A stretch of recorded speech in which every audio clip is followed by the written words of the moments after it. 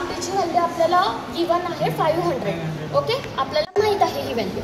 त्यानंतर तिसरी प्रोसिजर आहे की कनेक्ट L1, L2 और L3 ॲट पॉईंट C. तर आता L कोणता आहे? हा L आहे, पण ह्या पॉईंट Cला कनेक्ट करायचा आहे. पण L आणि R3 एकमेकांना सिरीजमध्ये आहे. ओके, सो इथे पण तुम्हाला दिसतं आहे RL1, RL2, RL3, RL4, RL5.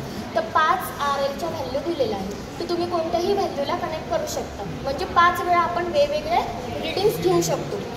So इथे Cला कनेक्ट करायचं आहे आणि मी कोणतंही एक कनेक्ट करते. ओके, त्यानंतर next is connect point B and D to the audio detector. आता हा ऑडिओ डिटेक्टर काय काम करतो? ॲज अ गॅल्व्हनोमीटर, म्हणजे झिरो डिफ्लेक्शन शो करायचं काम करणार आहे. B आणि D मध्ये आपल्याला इथे लावायचं आहे. B कुठे आहे? हा B आणि हा D. ह्या B आणि D मध्ये लावायचं आहे. सो येल्लोला येल्लो लावलं मी आणि ब्लॅकला ब्लॅक. ओके, त्यानंतर आहे ॲडजस्ट R4 आणि R1. हे R1 आहे, हा R4 आहे. याला अशा पद्धतीने ॲडजस्ट करायचे, इथून ॲडजस्ट होता की जेणेकरून तुमचा हा जो ऑडिओ डिटेक्टर आहे याने कमी साऊंड केला पाहिजे. म्हणजे गॅल्व्हनोमीटरने झिरो डिफ्लेक्शन दाखवलं पाहिजे. म्हणजे तुमचा ब्रिज हा बॅलन्स असला पाहिजे.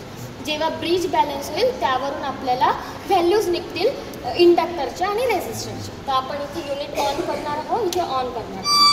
इथे खूप सारा आवाज येतो, तर आपल्याला हे व्हॅरी करायचं. तर हे व्हॅरी झालेलं आहे.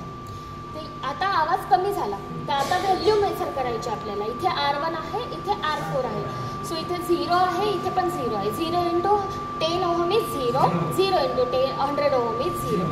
अगेन R4ची व्हॅल्यू आता हे अजून कमी होऊ शकतं, अजून कमी झालं. ओके, सो आता बघा इथे 1 आहे. 1 इंटू 5 ओहम इज 5 आणि 3 into 50 ohm is 150 plus 5 is 155. Yes, तर तुम्हाला R4ची व्हॅल्यू 155 मिळाली, R1ची व्हॅल्यू 0 मिळाली.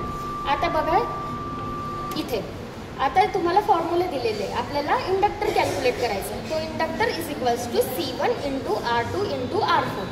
C1ची व्हॅल्यू इथे गिवन आहे आपल्याला 1 मायक्रोफॅरेड. ओके, C1ची व्हॅल्यू टाकायची. R2ची व्हॅल्यू काय आहे? 500 ओहम.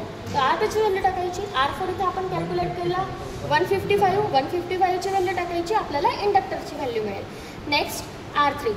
आता R3 कॅल्क्युलेट करायचा आहे, which is equals to R2 into R4 divided by R1. R4ची व्हॅल्यू आहे आपल्याकडे, आपण कॅल्क्युलेट केली. R1ची व्हॅल्यू आहे का आपल्याकडे? R2ची व्हॅल्यू आहे का आपल्याकडे? इथून R1 कॅल्क्युलेट केला आणि R2 इथून कॅल्क्युलेट केला. सो R3ची व्हॅल्यू आपल्याला ह्या फॉर्म्युल्यामध्ये टाकली की R3ची व्हॅल्यू आपल्याला मिळेल. सो अशा पद्धतीने आपलं मॅक्सवेल ब्रिज मध्ये इंडक्टर कॅल्क्युलेट केलेला आहे with the help of capacitors. Okay, आणि आपण इथे ऑडिओ डिटेक्टर लावलेला आहे गॅल्व्हनोमीटरच्या व्यतिरिक्त. सो अशा पद्धतीने हा मॅक्सवेल ब्रिज कंडक्ट होतो. थँक्यू.